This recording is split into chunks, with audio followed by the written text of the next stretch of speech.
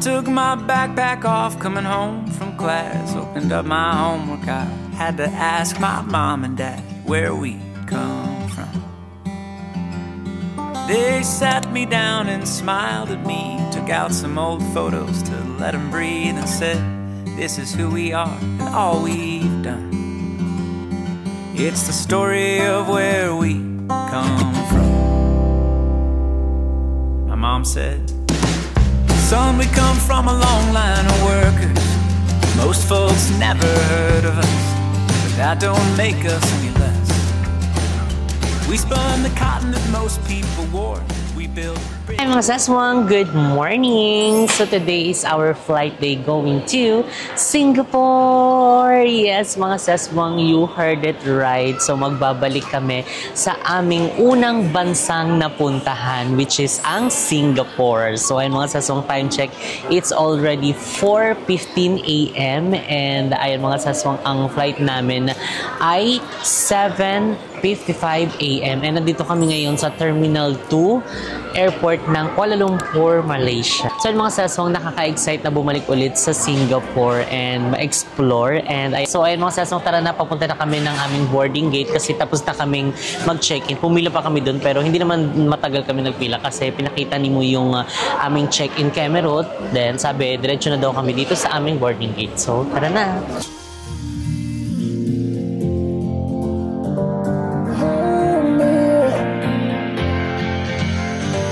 Lately I don't mind staying up till midnight. I got no complaints, nothing doesn't feel right. Every time you call me, I don't wanna keep you waiting. So yan mga saswang, nakapasa na kami ng immigration and wala namang tinanong sa amin. So in-scan lang yung passport, then nag-biometrics, then yun lang. Smooth lang din naman yung ano dito. Wala nang mga tanong-tanong pa. And it's pero time na para magpalit. Alam niyo ba mga seswang, sa sobrang ano namin, kasi nga 'di ba may experience na kami dito nung kami Malaysia, kasi nga nung papunta kami ng Singapore talaga namang mahigpit ang mga nila dito, mga checking sa mga baggage, kailangan hindi sobra and kailangan kung ilan lang yung yung hand carry nyo, yun lang yung makikita nila sa inyo.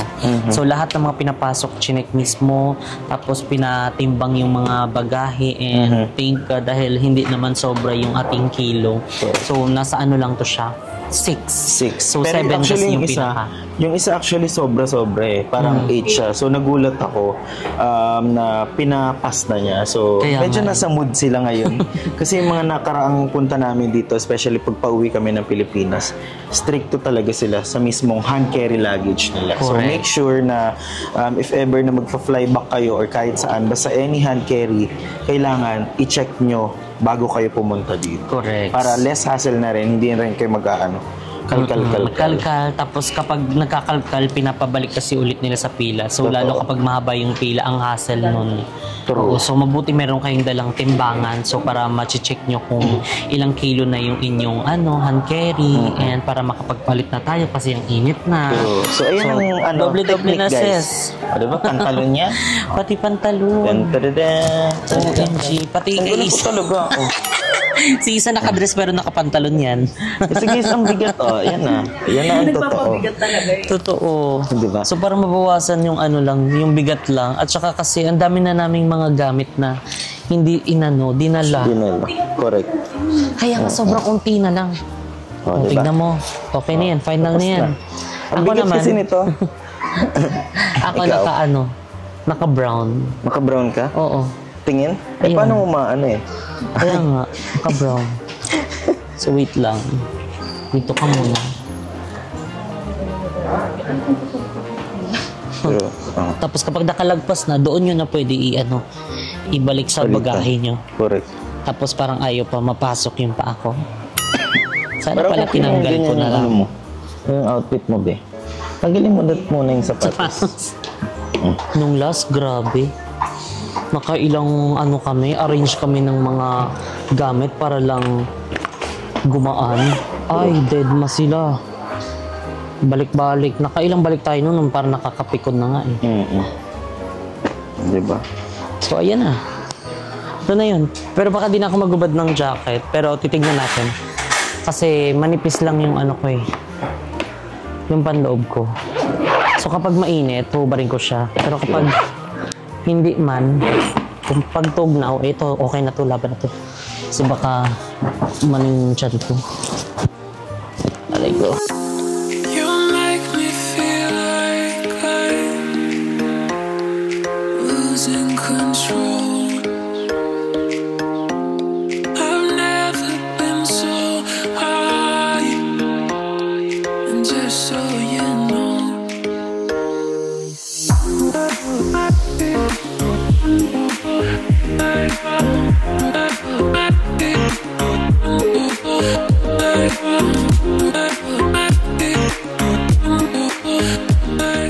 Surprisingly guys, maraming mga open na mga stores dito sa may Kuala Lumpur Terminal 2. And especially yung mga fast food, open sila.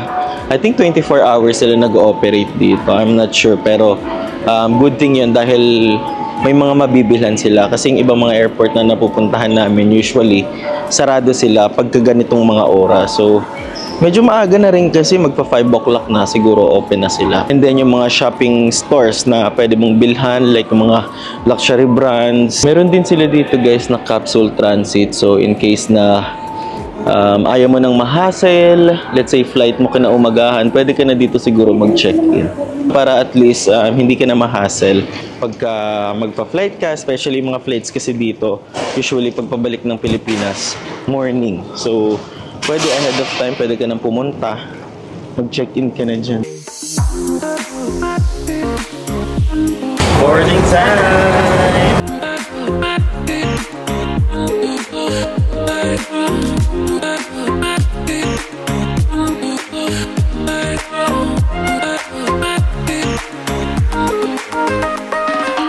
So yan mga saswang, finally, andito na tayo sa Changi Airport Terminal 4.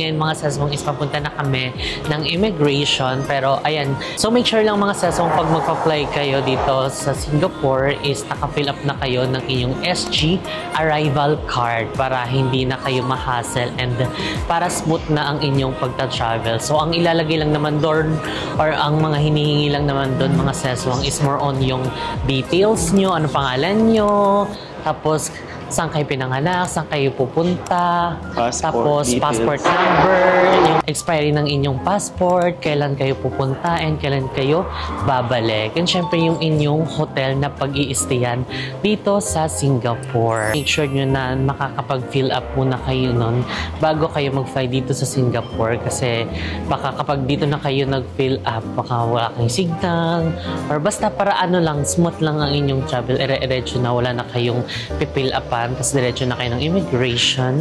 Then, ayan, pakunin na ang inyong mga bagahe kung meron man kayong mga check-in baggage. So, ayan, kita-kitsa lang later mga saswang. Silhouettes in the neon lights, see my reflection in your eyes. Maybe it's love, or maybe the wait is over. Gonna dance on the floor all night. Make the most of this one lifetime. It's feeling like love. All the wait is over.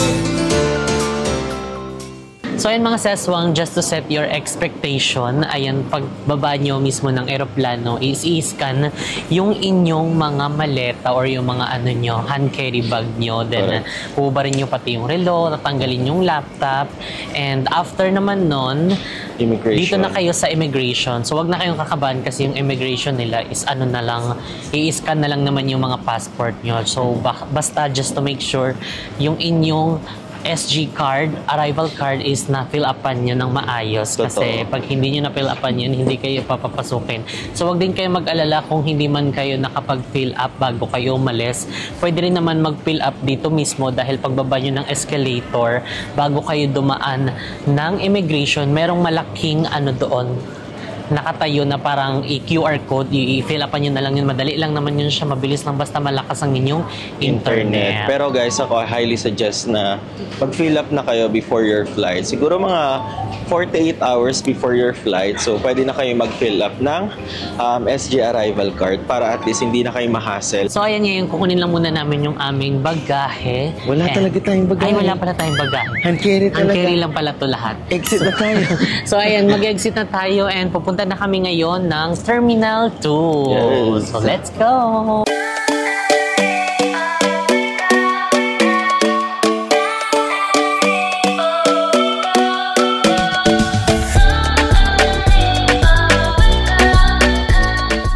Guys, paglabas nyo ng custom is meron mga bilihan ng SIM card. Pero kami guys, since yung binook namin kasi sa may Klook, 10 days siya, including yung Malaysia and then Singapore trip namin. So, nagagamit namin yung pinaka-eSIM namin. So, and if ever na magta-travel din kayo, and less hassle sa mga internet connection kasi yan ang minsan sa mga nagiging problem natin paglapag natin ng ibang bansa, hinahanap natin kung may free internet pa. Meron bang free internet ngayon? Parang Sige daw. Check daw. Sige daw. expectation. Magi. Para less hassle, ayan, mag-book na lang kayo sa Klook ng inyong wifi para ere-erecho na kahit saan ka magpunta ay meron kang signal at di ka mahirapan mag-travel. So, syempre, gamitin nyo ang aking Klook code na Jessica Absalon Klook for more discount. So, ayan, tara na. So, ayan, ito is ang signage, bus to Terminal 1, Jewel, and Terminal 2 MRT. T3 via T2. Ah, okay. So, connected siya. So, kailangan ba natin umakyat or what?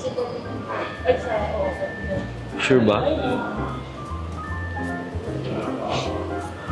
Hindi, ayan na nga, bus to Terminal 1, no? T2. Sa labas. So, kailangan natin lumabas. Hash. Doon, no? Ayan. So, kung gusto nyo May mag-transfer karatula naman from dyan. Terminal 4 going to, I think free lang naman to guys eh. Ayan, no? Boarding point bus to T1 Jewel. Boarding point bus to Terminal 2 MR. She wears 5 rings, Bulgari watch, beer stains lip ray, her lips are gloss, but she only talks to me when she's bored. She likes her boys tied up in knots like a necklace is from Saint Laurent, but I'm just the one she keeps in her drawer. Well, if I'm another trophy you forgot, then I wonder why I'm here at all. So ayun mga seswang, andito na kami sa Jewel Changi Terminal 1. So ayun, umaandar na ang waterfall vortex. So yan pala mga seswang ay nag-o-open ng 10 AM to 10 PM. So tignan nyo, ang ganda. Hindi lang yan basta fall mga seswang kasi kanina meron niyang music. Then sinabayan pa ng daan ng LRT. So kaya naman pasabog. So meron din siyang Christmas tree na nakaharang pero parang mas maganda ata kapag wala kasi kitang-kita mo yung waterfall vortex. Pero I think merong may ibang spot na pwede mong picturean. Yung pinakaunang kinuwanan natin nun. So hahanapin din natin yan, di ba? Also guys, itong rain vortex is one of the world's tallest indoor waterfall dito sa Changi International Airport. Ay, meron din pala dong daanan. Kaya nga ayan oh. Tuloy-tuloy ka. Yan ata yung bridge. Mostly dito guys, i-explore nyo yung kanilang airport kasi wala siyang bayad, di ba? Correct. Yung mga sasakyan, yung mga bus na gusto niyo pumunta ng Terminal 2, 3, 4, dito sa 1, so wala po yung bayad. So basta lahat ng mga terminal nila dito is merong mga attraction. So ilaban nyo na yun. Dapat hindi nyo palagpasin. Kumbaga dito pa lang sa airport nila is nakuha nyo na yung mga perfect spot, perfect tourist attraction. So ayun na! Tumadaan na yung LRT, ang perfect. Ayan, diba? A lie, I believe it completely. Is your touch a knife? Cause you're cutting me deeply. It's all I am to you. Your true will hate. If I let begin something resilient, would you throw? So ayan mga seswa, Seswangay naman is papunta kami ng Terminal 2 and 3. So, Correct. ayun, sasakyan namin papunta doon is yung monorail. Ayan yung pinakita namin kanina. Dahil hindi rin naman namin nasasakyan pa nun. Yung nag-visit kami dito sa Singapore. So, ayun, matatry natin at may experience ang kanilang monorail. At Oo, parang at saka- field trip ng mga bagets na yun. Correct. At saka guys, kung pupunta kayo doon or gusto nyo itry yung monorail nila, kailangan nyo pumunta sa departure hall ng kabilang terminal. So, ngayon ang gagawin namin is pupunta kami doon mismo sa departure hall. Became something resilient. Would you throw me away? I just Sana all nakakapag-field trip. Ha? Sana all nakakapag-field trip. Wala. Never ko pa yun na-experience in my entire life. Well, at least, di ba, yung ano ngayon, yung experience mo, hindi na lang doon, di ba? Mga international trip Ay, oo pa. nga, di ba? Nakakapunta tayo ng mga ibang mga bansa. Hindi ko man na-experience ang ang field trip. Okay lang yun. Ganun talaga ang buhay. May mga bagay na hindi para sa'yo. Pero may perfect time din para sa mga bagay na deserve mo. Sabi nga nila, di ba, ang favorite quotation mo, everything happens for, A reason. di ba? And everything what you do, what you gonna do with a dessert. Maggie.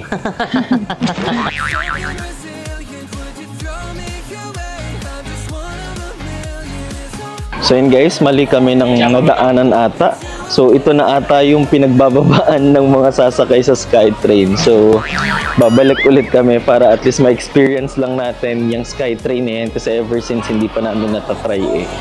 So nagtanong-tanong kami dun guys, hindi daw siya yung mismong sakayan ng SkyTrain. So yung pala nakita natin is going to city. So train going to city. So SkyTrain pala dapat ang ating sasakyan. So ito na.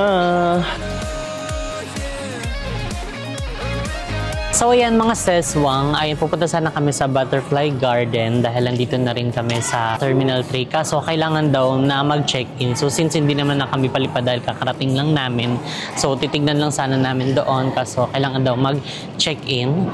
So baka next time na lang yan siya. So ngayon isidiretso na kami ng Terminal 2 para itry ang SkyTrain. Let's go na!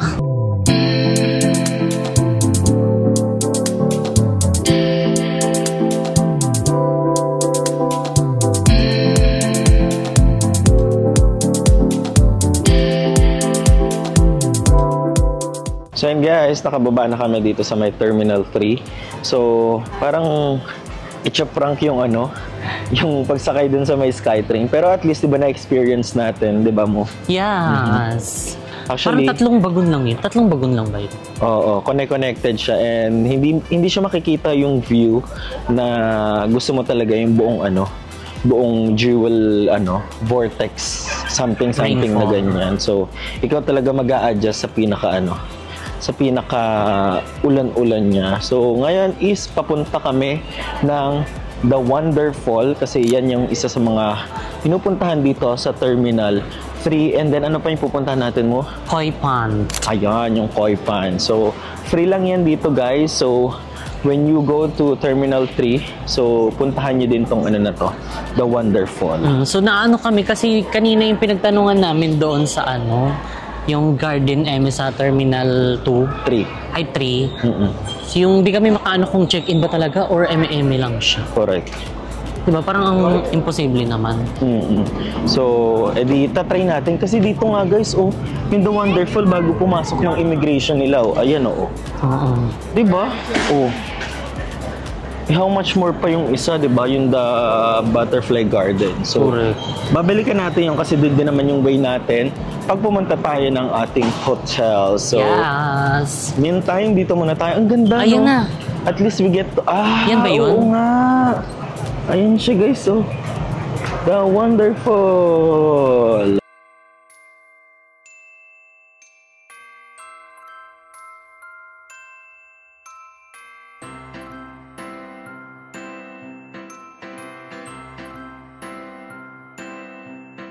So dito lang yan, malapit mga seswang. Ayan, tapat lang mismo ng counter 6. Then, lalagpas lang kayo ng immigration nila. Tapos, eto na, maglalakad lang kayo ng very light. Makikita nyo na itong The Wonderful. Wow! Unfortunately, hindi na kami makakapunta sa Garden and Koi Pond. Ayan, dahil after immigration daw siya. So, pero luckily, ay nakita naman natin itong The Wonderful. So, diba? Ang ganda niya mga seswang and meron talaga siyang sound effects and habang tumatagal, dumadami yung tao. Kanina walang masyadong tao, ngayon dumadami na siya. So, anyway, ngayon is pabalik na kami ng Terminal 1 and ang anuhin lang namin, siguro magte-tren lang din kami papunta sa aming hotel dahil sobrang lapit lang din ng aming nabook na hotel, mga sis. As in, ano siya, accessible sa lahat. Diba? Ganon. Diba? So, kaya naman, tara na at pumunta na tayo sa ating train station. So yun guys, ngayon is nandito na kami sa train going to city. So yun, actually papunta kami ng aming hotel na. So located pala ito guys, yung mga train to city sa Terminal 2. Ayan, sa pinakababang baba. So sa platform. So either pwede kayo gumamit ng elevator or ng escalator. So kung marami kayong mga dala, I recommend na gumamit na kayo ng elevator. Pero kung wala naman masyadong dala, escalator kayo. So waiting na lang kami actually guys ng aming train. And actually gumana siya. Surprisingly gumana guys yung aming card. Ayan. So any Visa, Mastercard, so accepted nila dito sa kanilang MRT. So ayan, in 2 minutes dadating na yung train and wait na lang tayo dahil hindi pa kami actually guys nakakakain. And tatry na namin kumain ng kumain. Let's go! People knew her by her will to make it whatever she put her mind to. Late night hours up the hill, serving coffee to strangers, talking about revenue. So ayan mga seswang, nag-transfer naman kami ngayon ng tren going to city na and ayan, basta mga seswang magamit kayo ng Google dahil accurate naman siya and lately lang din namin na find out na yung hotel namin na pag-i-stayan is malapit lang sa Bugis. So yung Bugis is kilala talaga mga ses sa bilihan ng mga pangpasalubong. So may kararating lang pasalubong agad. Kaya kumbaga sinabi lang namin para in case na gusto nyo i-book din yung hotel na pinag-i-stayan namin, ayan, diba? Meron kami maibibigay ng mga ideas sa inyo. Ayun, gusto niyo malapit lang din sa mga pupuntahan namin. So, ayun, mamaya yan, pagdating natin doon mismo, pag-check-in. So, ilang stopover ata to. So, baka kumain na muna kami. I remember her in songs, decades old, but it doesn't matter. Stumble across some memories, try to recall before they shatter. So ayan mga seswang, pag-exit namin dito sa Lavender Station. So meron tayong mga nakikitang mga kainan dito. Meron McDonald's. Meron din dito mga parang ano ata, Singaporean cuisine. Tara, try natin yan. Lamay iyan, meron ding Bee Cheng Hiang. So, syempre, dahil di pa tayo kumakain, magra-rice sa May Dizon tayo. So, ito yung tatry natin. Parang nagkikrave ako dun sa parang Hainanese chicken na meron kasamang pork. Iba-iba siya. Para siyang food court. Ay, oo nga. Meron din silang isda. Oyako rice. Parang gusto ko din magsabaw. Wow, lamig kaayo. So, tara, try natin pumasok. Ay, oh my God, nakakamiss. Pero isi-save na natin yung bakote sa next day natin dito sa Singapore. So, iba muna yung kainin natin. Hi! Oh, ayan na. Hi siya. Tara, mamimili tayo dito ng ating food. Dami! May isda! Wow! Parang Pinoy food na ito. Kaya nga. Okay. Yan yung may ano. Yung halo-halo, yung parang tatlong klase, dalawa. Wow, may fried chicken. Wala ata silang rice dito. Walang rice. Tanong mo. Meron yan. Meron. Kamusta ka? Mabuti! Nagkatagalog siya. Movie. Wow!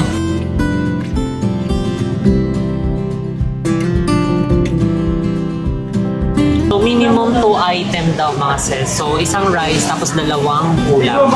Siya na namili. Ikaw kakain yun na. Broccoli!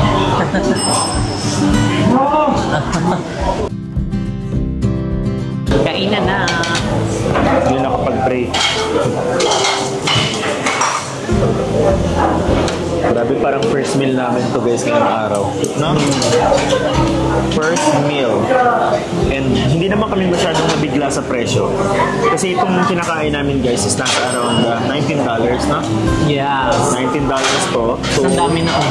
correct. Ang dami na. 3 yung ulam ko. So sa akin, 3 ulam din. So meron akong chicken, may egg, at saka yung broccoli. Kay Iza ay rice, karne, at saka tokwa.